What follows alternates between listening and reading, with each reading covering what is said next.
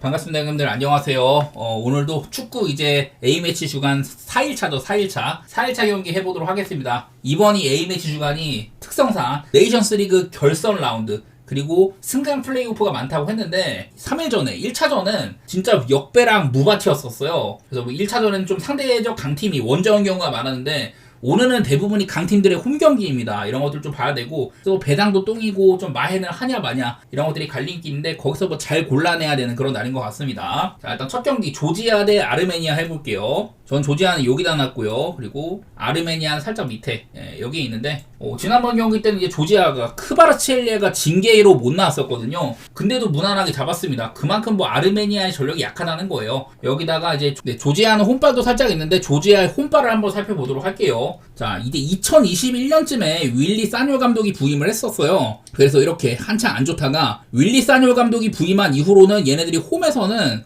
상당히 이제 패배가 좀 적어진 게 많이 보이죠. 중간중간에 뭐 알바니아한테 진다든지 스페인한테 대패한다든지 이런 게 있긴 한데, 어쨌든 그 전에 비해서 확연하게 좀 홈 성적이 좋아지는 게 많이 보입니다. 여기에는 뭐 유로 예선도 있고 유로 본선도 있고, 이런 유로 본선은 안 보셔도 되고, 대부분 이제 좀 조지아가 홈발이 있다 이런 것도 얘기할 만한 것 같아요. 사뉴얼 감독 부임 이후에 9승 5무 2패로 꽤나 강력하다. 이 중에는 좀 강팀들을 만난 것도 많이 있는데 오늘은 상대가 편합니다. 아르메니아로 본인들보다 좀 아래급이다.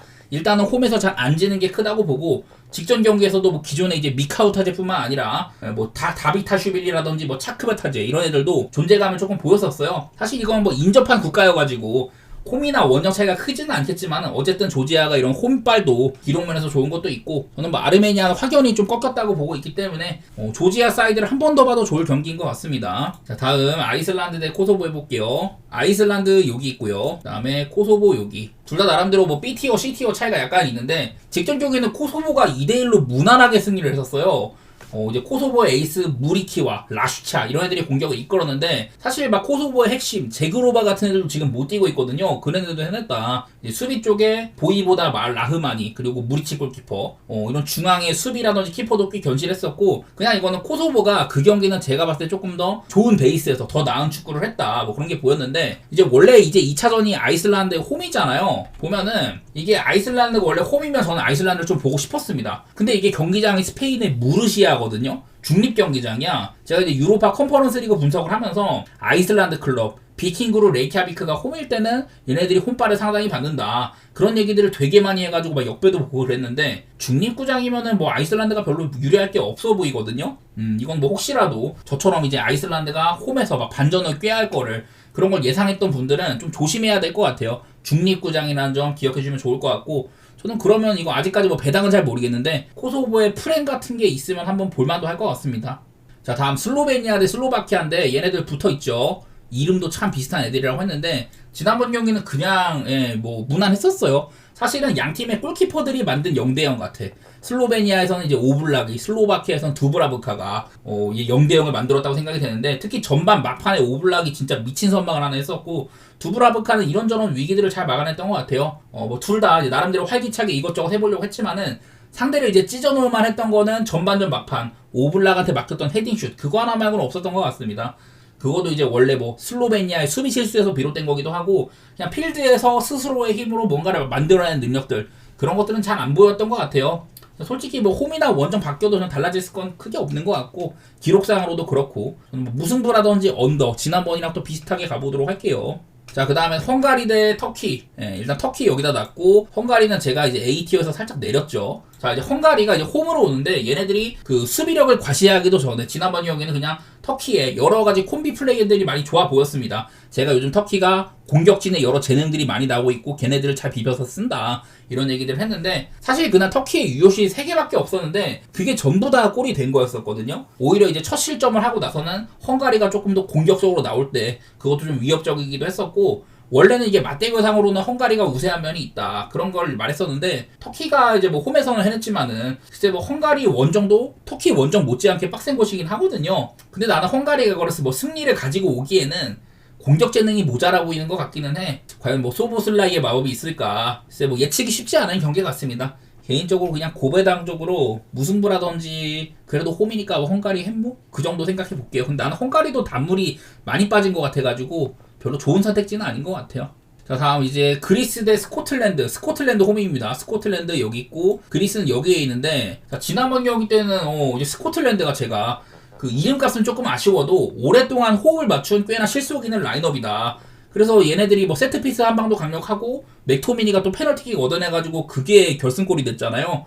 사실 그것도 페널티킥이 불리기엔 조금 애매했었는데 어쨌든 본인이 얻은 거 잘 마무리를 했고 그게 결승골이었었습니다. 근데 뭐 그리스도 얘네들도 골대샷도 있었고 좀 아쉬울만 했었어요. 어쨌든 간에 이제 그리스가 유로 예선에서는 이제 막 프랑스나 네덜란드가 한 조가 돼서도 거기서도 되게 잘 싸웠는데, 그런 시절이나 뭐 작년 가을 그 팀의 포스는 못 보여줬던 것 같아요. 이번엔 또 스코틀랜드가 홈인데, 어찌 보면 이제 스코틀랜드는 작년에 유로 예선에서 스페인이랑 같은 조였는데도 얘네가 스페인을 앞지르고 조 1위였던 적이 있었거든요. 뭐 그리스보다는 여러 가지로 좀 기대치가 높았던 팀이기도 해요. 근데 이제 뭐 유로 본선이나 네이션스 리그에서는 공격이 진짜 뭐 비참할 정도로 안 좋았었는데, 어쨌든 스코틀랜드는 똥게임 장인이고 이제 또 세트피스에서의 한방 이런 것들이 좀 있다 보니까 저는 이 경기도 그런 게임이 될 것 같습니다. 한 점 차 이내 뭐 고배당 같은 거 보기 괜찮은 스코틀랜드의 햄물을 조금 더 우선시하고 무승부 가능성도 약간은 볼게요. 자, 다음 이제 세르비아 대 오스트리아. 여기 이렇게 둘 다 A티어에다 올려놨습니다. 이제 여태까지 보여준 모습이나 평가로는 오스트리아가 홈에서 응당 잡았어야 될 경기인데 그러지 못했죠. 이제 오스트리아에서는 정신적 지주, 자비처가 없다든지 포슈의 공배, 라인업도 살짝은 아쉽긴 했었는데, 사실 지금 세르비아가 직전 경기도 부진한 이제 유벤투스의 블라우비치, 밀란에서 잘 뛰지도 못하는 요비치, 이런 애들이 선발 공격진이었었고 후방도 베스트가 아니었거든요. 라인업으로 사실은 오스트리아가 뭐 자비처가 없다고 해도 할 말이 없어. 세르비아는 그거보다 더 못했으니까 라인업 상으로. 그래도 뭐 어쨌든 오스트리아가 선제골도 잘 뽑고 만들기도 잘 만들었는데, 이제 근데 사마르니치의 왼발 미친 중거리 슛, 그리고 또 이제 라이코비치 골키퍼의 뭐 선방쇼 이런 것들 때문에 오스트리아가 홈에서도 경기를 가져오지는 못했었습니다. 근데 뭐 세르비아는 이러다가도 원정에서 선전했지만은 맥 빠지는 경기를 하는 경우도 종종 있기는 해요. 뭐 요즘에 세르비아가 홈이나 원정이나 가르지 않고 최근 A매치 10경기 동안 무승부가 6번이나 있거든요. 글쎄 뭐 세르비아가 홈이라고 해갖고 뭐 딱히 뭐 나아질 만한 그런 것도 잘 모르겠고, 저는 오스트리아를 지금 사실 세르비아 밑으로 둘 이유도 없어 보여요. 그래서 그냥 이것도 뭐 무승부 정도? 그리고 이건 배당을 아직 모르겠는데, 오스트리아가 원정이어가지고 프렌 받으면은 아마 배당이 별로일 테지만은 저는 세르비아 햄무나 이런 거보단 그냥 오스트리아의 프렌이 가까워 보입니다. 자, 그 다음에 아일랜드 대 불가리아. 자, 아일랜드 여기다 놨고요. B티어에서도 거의 뭐 최하위급. 불가리아는 제가 C티어로 내렸습니다. 여기 있습니다. 자, 불가리아는 저는 이제 그 전보다도 훨씬 더 낮은 체급이다. 막 90년대에는 불가리아가 월드컵 4강도 가고 스토이치코프, 발롱도르도 배출하고 막 그랬었는데, 이제는 뭐 베르바토프 시대 이후로는 거의 뭐 인재가 없죠. 간만에 이제 불가리아가 멋진 콤비 플레이로 선제골을 넣고 시작을 했는데, 사실 이제 첫 실점도 키퍼가 이제 낙구 지점을 잘못 포착해가지고 골문을 비웠었고, 두 번째 골도 애매한 롱패스를 얘가 골키퍼가 처리를 하러 갔다가 그거를 먹혀버렸어요. 그래서 이날은 불가리아의 골키퍼의 아주 호러쇼였다. 그래서 그 골키퍼가 이제 전반전 뛰고 교체됐었거든요. 그래서 불가리아는 참 재수대기도 없었는데, 뭐 이제 그간 불가리아가 네이션스리그 C에 처박혀가지고 벨로루시, 룩셈부르크, 북아일랜드한테도 엄청 닦이고 그런 것들을 보니까 그동안의 해온 짓거리들을 보면은 불가리아는 저는 여기가 맞다고 봅니다. C티어에 머물러 있는 게 맞고, 아일랜드가 뭐 딱히 유의미하거나 좋은 장면을 만드는 건 별로 없었지만은 그래도 아일랜드가 홈에서 격차를 더 벌릴만하다고 봐요. 이거는 불가리아를 높게 볼 수 없는 경기다. 저는 그렇게 평가하고 싶네요. 자, 이제부터는 다시 이제 네이션스리그 파이널 라운드, 강팀들 간의 매치입니다. 그리고 대부분은 지난번에는 강팀이 원정인 경우가 많았는데 이번에는 강팀들이 홈으로 많이 와요. 자, 첫 경기 포르투갈 대 덴마크인데, 포르투갈은 아마 다음엔 이거보다 조금 내려갈 것 같기는 해. 어쨌든 저는 세 번째 정도로 잘한다고 보고 있고, 덴마크는 딱 이제 8강권 문지기라고 봐야 될 것 같습니다. 제가 덴마크가 딱 이제 탑시드 팀 문지기급이다라고 했는데 홈에서 포르투갈을 잡아버렸죠. 종종 얘네가 홈에서 뭐 프랑스도 잡고 그럴 때도 있는데, 근데 이제 유로 8강급 팀을 프랑스 말고 잡은 게 처음이긴 했습니다. 22년 이후로. 그만큼 포르투갈이 조금 맥 빠져 있는 시기이기도 하고, 지금 라치오에서 좋은 시즌을 보내고 있는 이삭센 같은 애들이 덴마크에서 조금 활기차 보였었고, 근데 뭐 포르투갈이 이렇다 빅찬스가 별로 없었었어요.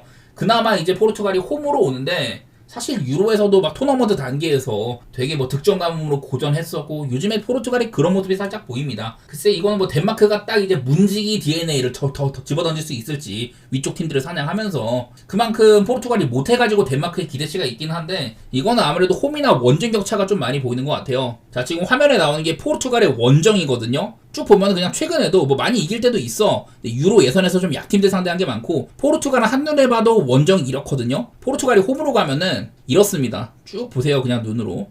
보시다시피 뭐 스페인한테 지고 뭐 크로아티아한테 지고 이런 거 말고는 잘 지지 않는 팀이에요. 그래서 확연하게 홈이랑 원정 차이가 있는 포르투갈이다. 자, 그러면 덴마크는 어떨까요? 자, 덴마크 얘네들도 지금 화면에 나오는 게 홈 성적이거든요. 쭉 보면은 얼마 전에 이제 스페인한테 홈에서 닦이기 전까지 패배가 진짜 없었어. 그 전에 뭐 크로아티아한테 지고 이런 게 있었지만 어쨌든 덴마크도 홈에서 상당히 좋습니다. 근데 얘네가 원정으로 하면 어떻게 되냐? 네, 원정으로 하면 이렇게 되거든요. 어이구야, 빨간 색깔이 상당히 많죠. 최근에도 이긴 적이 많지가 않았다. 이렇게 두 팀은 홈이나 원정 상관관계를 조금 따져야 될 것 같아요. 그러다 보니까 지난번 경기는 포르투갈이 실망스러웠었고, 덴마크가 뭐 포르투갈을 홈에서 잡았지만은 개인적으로 그냥 덴마크가 원정 가고 포르투갈이 홈으로 바꾸면은 아무래도 포르투갈을 조금 더 보는 게 맞을 것 같기는 하네요, 이 경기는. 근데 그렇다고 요즘에 포르투갈 모양새로는 뭐 핸슨까지는 못 가겠고, 어쨌든 저는 포르투갈 쪽으로 조금 생각해 보겠습니다. 자, 그 다음에 벨기에 대 우크라이나 경기. 벨기에 여기 있고요. 그리고 우크라이나는 여기 있어. 생각보다 티어 차이가 조금 나죠. 근데 이게 지난번 경기가 우크라이나가 원래 명목상으로 홈이었지만은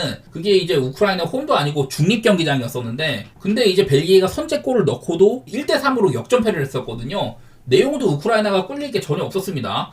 오밀조밀하게 잘 이제 포진된 그런 수비를, 그런 걸 뚫기에는 벨기에가 좀 모자라 보였었고, 역습대 판단도 되게 구렸고, 득점도 세트피스에서 나온 거잖아요. 그러다 보니까 그냥 중거리 말고는 이렇다 할 뭐도 없었어요. 이제 우크라이나가 사실은 극초반에 결정적인 찬스도 있었었고, 후반에도 뭐 골대샷도 하고, 결정적 찬스는 저는 우크라이나가 더 많았다고 생각이 됩니다. 이 동점골도 사실 웨니의 실수긴 했지만은 뭐 이후에 우크라이나의 장면들도 좀 날카로웠었고, 벨기에 수비가 구렸던 것 같아요. 저는 여러 차례 이제 얀 베르통원이나 토비 알더바이럴트 이런 애들이 없으니까 벨기에도 수비 면면들이 되게 구리기도 하고 포텐셜이 그렇게 높아 보이진 않습니다. 저는 벨기에는 이제 황금 세대는 지났다 이런 얘기들 많이 했었고, 지금 이제 벨기에가 그 이제 기존의 테데스코 감독에서 루이디 가르시아로 감독을 갈아탔는데, 저는 벨기에가 조금 이제 허영심이라는 얘기를 하고 싶어요. 이제 왕년에 뭐 그런 황금 세대 그런 거 지났고, 허영심 많은 벨기에를 살려내기에는 저는 어떤 감독이 와도 빡세 보입니다. 그나마 뭐 이제 홈이라면은 좀 나을 것 같기도 하고, 체급도 벨기에가 우크라이나보다 훨씬 더 위긴 하다 이런 건 있지만은, 이거는 뭐 벨기에를 보기에도 저는 마음이 편할 것 같지는 않습니다. 이거 아직까지 뭐 배당은 잘 모르겠는데 우크라이나의 프렌 쪽으로 좀 움직이고 싶네요. 1프렌도 조금 뭐 빡세 보이기도 하고 고르기에 좋은 경기가 아닌 것 같아요.